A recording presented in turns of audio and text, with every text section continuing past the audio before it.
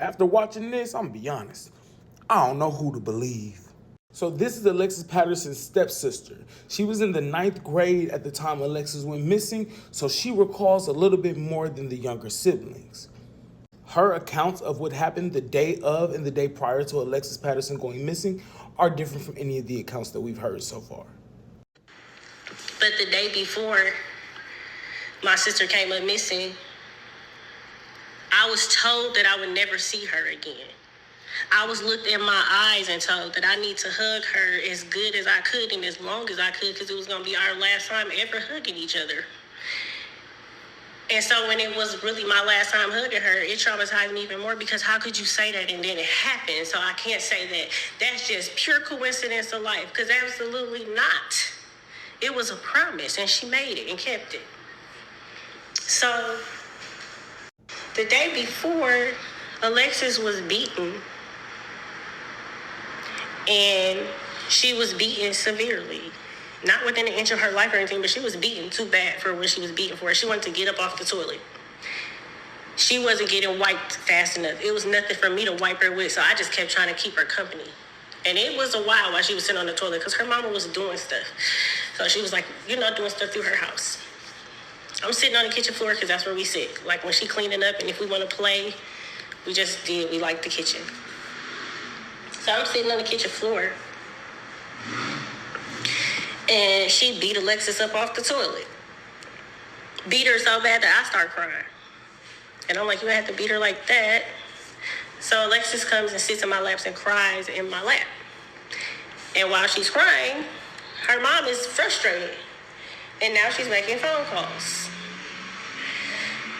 So she's making phone calls to ask for help. Well, how can she get rid of Alexis? Because she's sick and tired.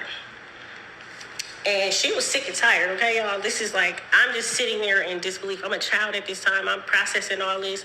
I'm actually horrified and terrified. She was like, she had a terrifying side to her. She has a terrifying side. So, yeah, she beat my sister. She looked me in my eyes, told me we would never see each other again. She's making these phone calls. I have no idea who she called. I don't know if her phone records were ever researched or anything from at that time. She got beat because she was ready to get up off the toilet, and she was crying. It was getting on her mama's nerves. She didn't really have to have a real reason to beat her. She just beat her when she felt like it. She was not mad about no cupcakes. She wasn't mad enough to run away. She would have never ran away. She wouldn't have ran away. It was other times she didn't get what she wanted, and she could have ran. She didn't run away. She didn't throw tantrums trying to run away from home. She wouldn't have did that. Could have been ran away. She never ran away. She was always just seeking her mom's affection and not truly getting it like she deserved, because to be honest, for real, her mama did not want her.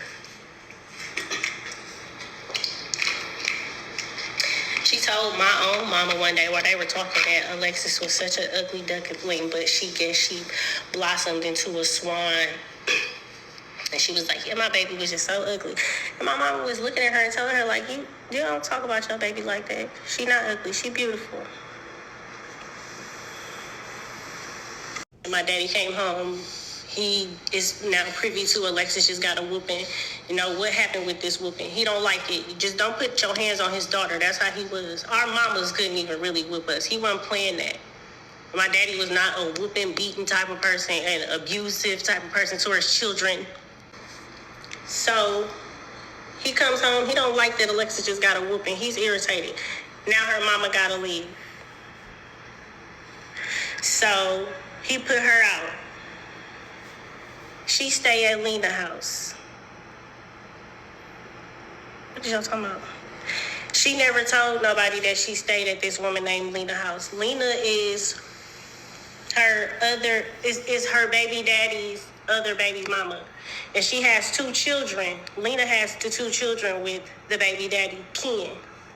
Ken is also about to release some type of book telling whatever he knows and feels. So it's supposed to be some discrepancies with that right now. The cupcakes, she didn't run away from being mad about no cupcakes. I don't know where that story came from.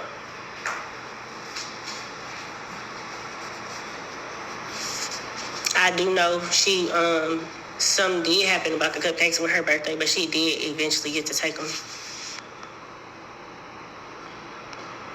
So according to her, Ayanna Patterson didn't even spend the night at home the day Alexis went missing. It's crazy because she's pointing the finger at Ayanna Patterson, saying she's the one who did it. She has violent tendencies. She beat Alexis, but she also said that Ayanna Patterson didn't come home until after school was let out. Therefore, she couldn't have been the one to do anything to Alexis. And also, the cupcake incident happened prior, so there goes the motive. Now I'm confused again. Y'all know my next question. What y'all think? Let me know in the comments.